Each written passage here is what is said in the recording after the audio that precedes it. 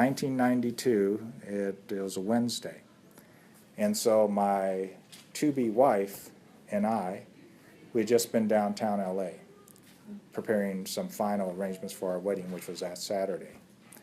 And so we're driving down the Harbor Freeway heading back home, and we start going through South Central, and I see this column of smoke. So I said, okay, we're going to get called in. So I'm waiting, and you know, this was like around dinner time when this first saw this, and then it wasn't until after I said, okay, I guess not, you know, let's go to sleep. And so right after we started getting ready to go to bed, here comes a phone call. And so at that time, as we're pulling in there, we get our first dispatch, and it's to go up into an area near SC.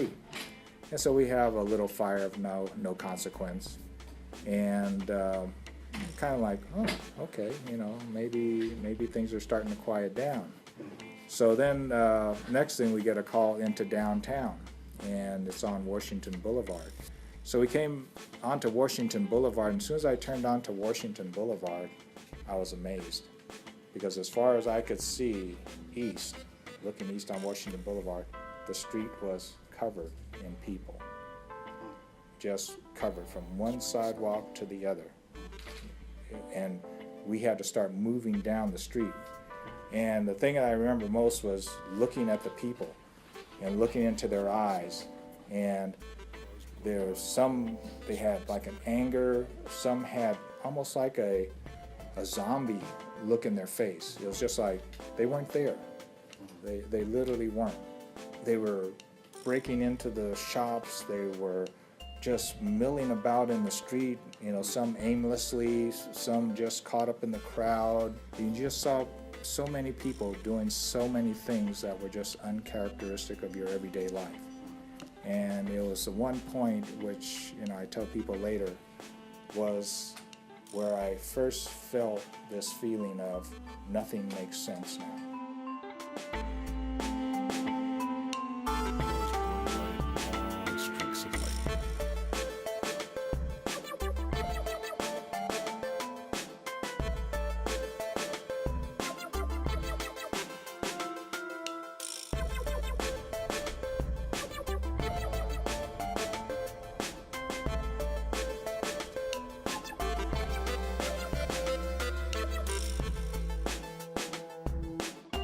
Okay, so Joyce Carlin, just so you know, she was the judge that sentenced in the Latasha Harlins case. And Sunja Du was the woman who was on trial. So when you go to sentencing, there are two things a judge is supposed to do. They're supposed to look at the offense characteristics. In this case, it was a homicide. A homicide is different from murder, first degree, second degree, voluntary or involuntary manslaughter.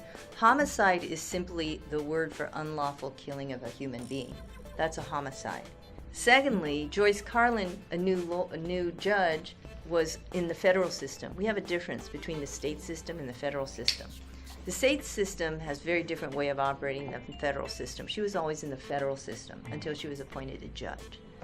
And this case, Sunjatu Latasha Harlins, is one of the first cases she got. And it was because it was a hot potato case. None of the sitting judges wanted it. So they gave the new kid, here, let Mikey try it, right? So she gets that case. She doesn't know quite how to deal with the media. And at sentencing, she made, I think, what could be called, you know, a big mistake. In that, she could have sentenced Mrs. Du for an evaluation. The optics would have been Mrs. Du going into custody. And the purpose of doing that is because the defense would have argued, my client has never been in trouble before, these were unique circumstances, this will never happen again. And, by the way, emotional distress, as we've shown by the evidence in this trial. The judge would then say, okay, she's going away for 120 days to be evaluated. I want to report back for her suitability for prison. When a judge does that, everybody knows who works in the criminal system that the vast majority of those cases come back with a recommendation against state prison time. It's really different, okay? But the optics were she gets probation and she left the courtroom. That was pretty crazy on a homicide of that sort of high-profile nature. But Carlin didn't realize. And none of her colleagues on the bench clued her in, apparently. So everyone hated Joyce Carlin. So that's her story as the sentencing judge in that case. And what that created was a huge amount of backlash, right? Huge, for Korean immigrants. Because Sun Ja-do, even though nobody knew her, you know, she's Korean.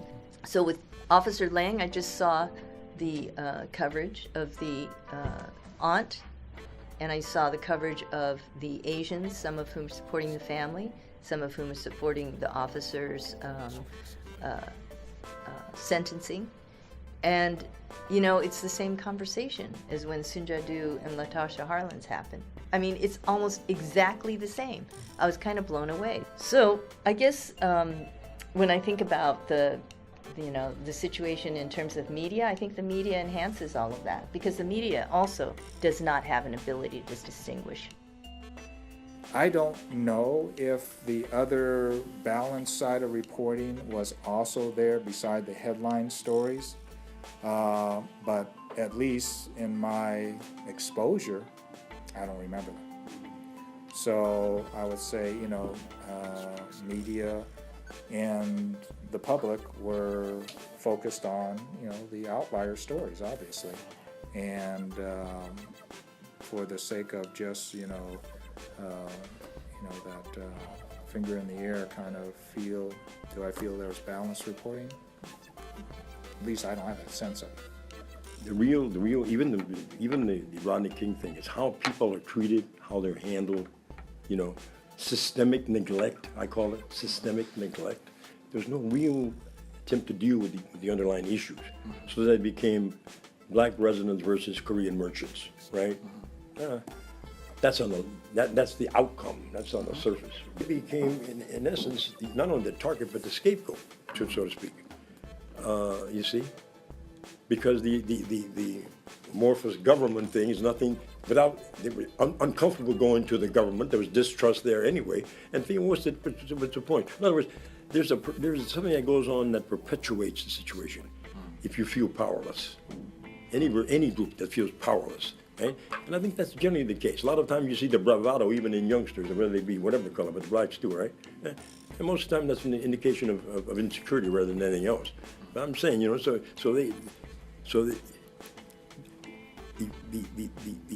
merchandise was poorer in those areas all the way around, right? Yeah. And the Korean, and sometimes you have to understand. Sometimes the Koreans had legitimate beefs, and sometimes the blacks had legitimate beefs. For example, a lot of times the Koreans were very, very defensive. It's sometimes a cultural thing as well.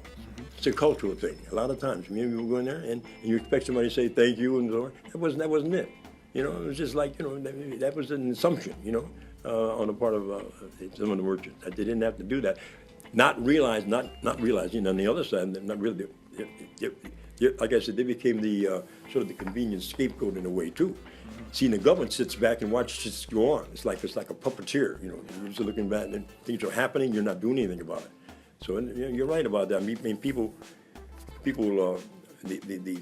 not only the quality of merchandise, the quality of service, the access to resources. That's what I meant about right now, even in South Central Los Angeles. It's not substantially different than it was. There are startup efforts, but it's not substantially different than it was then.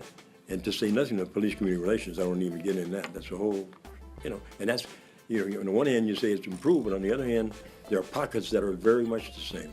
To work on it, you need support, you need resources, you need commitment, political commitment, because I think ultimately it's a political problem as well. Even the economic, it's all related, it's all interrelated. We know that. But the politics that are heavy, those who need it most have the least political clout. Okay, you understand what I'm saying? And that's why it's so important that there be coalitions, you see, so that you can create at least a critical mass. I don't mean a huge one, but just significantly enough to make a difference.